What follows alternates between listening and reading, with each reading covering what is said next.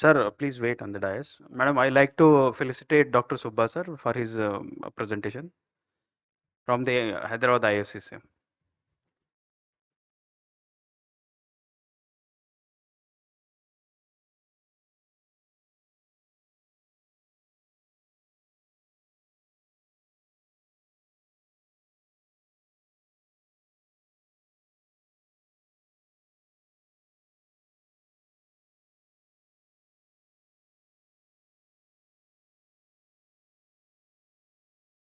Thank you, madam, for helping us out in the 11th hour.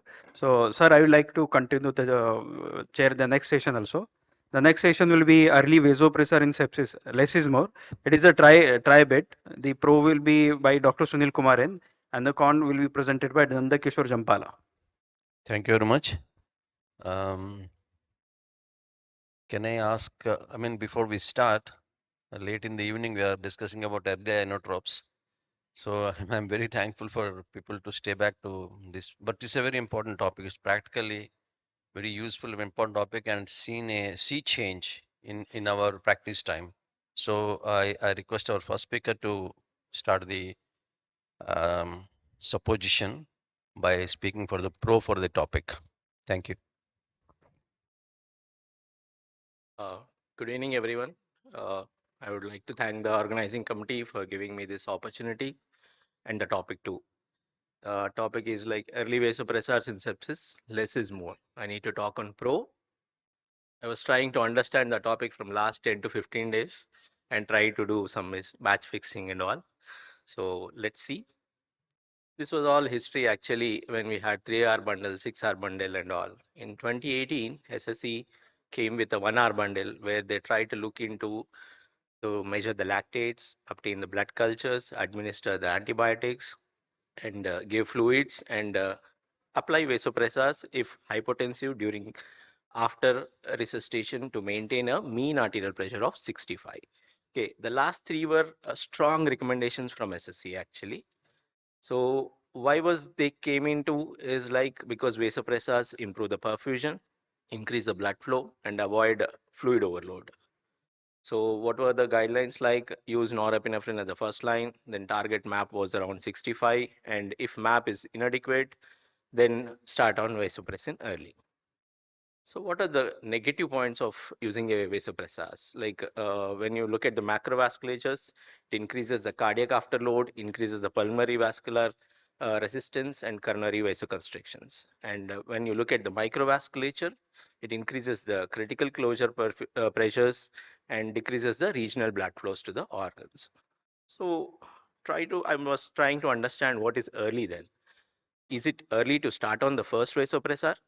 That can be before IV fluids or with IV fluids, or is it to add on the second vasopressor early into the uh, management?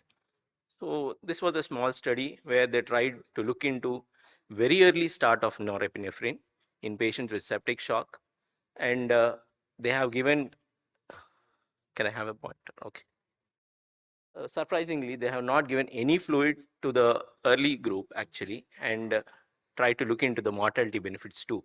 But this is a single center study.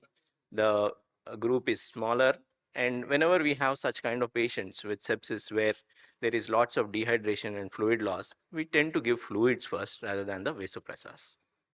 So coming to the bigger studies, this was a multicentric prospective observational study done in 16 ICUs, 415 patients from Korea, where they tried to give vasopressors within zero point 0.3 hour versus 2.3 hours. Actually, it's like 15 to 20 minutes of hypertension. They found that in early group, they found that the SOFA scores and the lactates were on the higher side, and the vasopressor initiation within 1 hour had a higher mortality in the patients. This was a study where it was a multicentric retrospective where they tried to look into 24 ICUs, 3 countries, 2,849 patients, and they tried to look into 3 cohorts, 0 to 1 hour, 1 to 6 hours, and 6 to 24 hours. And they concluded saying that the focus in the first hour should be to give fluid, and then if we are not matching the map, then start on vasoactive agents. And when you see here, the starting of vasoactive agents in the initial hour may be detrimental in such kind of patients actually. if you're not giving proper fluids. And this was a single-centric sensor study, prospective, blinded, 320 patients from Thailand, where norepinephrine was given in 1.5 hour in early group and 3 hours in the late group. But they have not seen any mortality benefit and so. So we are trying to understand the time of initiation of the first vasopressor actually. So we have seen prior giving fluid, then with fluid, and now we are looking at even at the 3 hours that there is no much mortality with that. And this was a subgroup study from the Arise fluids. 70 emergency medicine departments were seen from Australia and New Zealand, where who have received the vasopressor infusion in the first 24 hours of the emergency department admissions. The early was defined as a vasopressor commenced within 2 hours of sepsis recognition or triage. And there were almost 177 patients where the lactate was 3 and Apache score was 17.8. And the early groups had higher lactates and lower fluid requirement actually.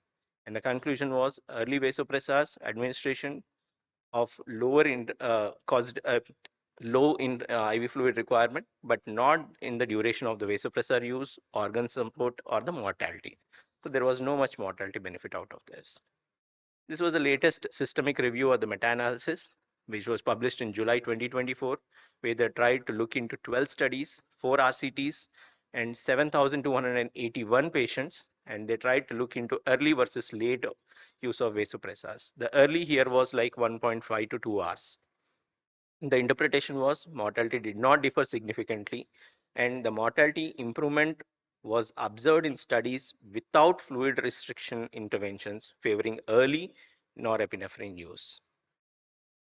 This was a old study, 2014 study, where they tried to look into, it's a multicentric retrospective study, 28 ACUs around Canada, USA, and UAE, and recruited around 6,514 patients. And to the surprise, when you look at the x-axis where the pressor delay and on the y-axis the mortality, there was no much change in the mortality from half an hour, sorry, from half an hour to almost like 6 hours. And there was a sudden rise from 6 hours to 14 hours. So the conclusion was delay in initiation of vasopressors or inotropic therapies are associated with a small increase in mortality risk in patients with septic shock. So this was one of the web-based survey done by ESICM, where they tried to look into what is the current use of vasopressors in septic shock by the intensivists around the world. They looked into 839 physicians, 82 countries, and they tried to, take some questionnaire from them. And when they saw that the main triggers for vasopressor use was an insufficient MAP, uh, among almost like 83% responded to that, and targeting map was like more than 60 to 65 mmHg among 70% of the intensivists. And the higher targets were they were trying to hit the higher targets whenever there was a chronic arterial hypertension in the patients. But we know that sepsipam trial where there was like the conclusion was like meeting the higher map was not required. If you meet a map of 65 to 70 mmHg is sufficient enough. So do not race on your vasopressors early on.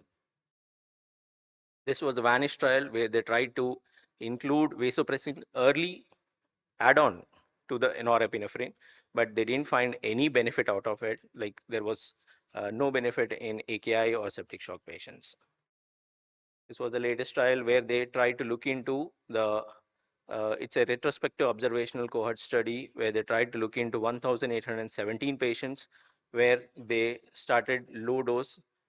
They divided into low dose norepinephrine and high dose norepinephrine groups, and the inclusion criteria into this group was like more than 18 years with sepsis, less than 1 day ICU stays, norepinephrine with vasopressin, and vasopressin was added to norepinephrine group within 48 hours. And when you look at the study, like the time interval at which the vasopressin was added was not less than 7.8 hours or 9.9 hours. So vasopressin initiation with low dose norepinephrine though improved the mortality, but the time duration was around like 7.8 to 9 hours. The next vasopressor angiotensin 2, which this was the only trial, Athos 3 trial, where they tried to include the angiotensin within 3 hours, and there was some improvement in the hemodynamics, but there was no much mortality benefit. So to summarize, this review has tried to fill the gaps in the initiation of vasopressors, initiate norepinephrine within first hour of hypertension, during and after adequate fluid resuscitation, that is most important thing, and the volume at least of 2 liters, and initiate vasopressin whenever your norepinephrine doses are going up to 1.1 to 0.2 microgram per kg per minute, and consider angiotensin whenever your norepinephrine doses are going up to 0.2 to 0.3 microgram per kg per minute within half an hour, 3 hours, sorry. So to conclude, you need to reach early, but drive safely with your vasopressors always. Thank you.